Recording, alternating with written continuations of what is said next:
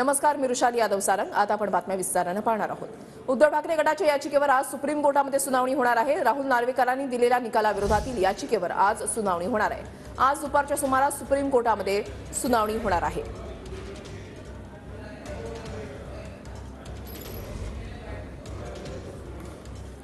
आज दुपारच्या सुमारास सुप्रीम कोर्टामध्ये ही महत्त्वपूर्ण सुनावणी होणार आहे। राहुल नार्वेकर यांनी जो शिवसेना पक्ष आणि अपात्रता संदर्भात जो निर्णय दिलेला होता त्याला उद्धव ठाकरे गटाकडून आव्हान देण्यात आलेलं आहे सुप्रीम कोर्टात आणि या संदर्भातली सुनावणी आज पार पडणार आहे। तारखेला उद्धव बाळासाहेब ठाकरेंनी सुनील प्रभूंमार्फत जी याचिका दाखल केली होती राहुल नार्वेकरांच्या निर्णयाविरुद्ध, त्याच्यात 22 तारखेला नोटीस इश्यू झाली।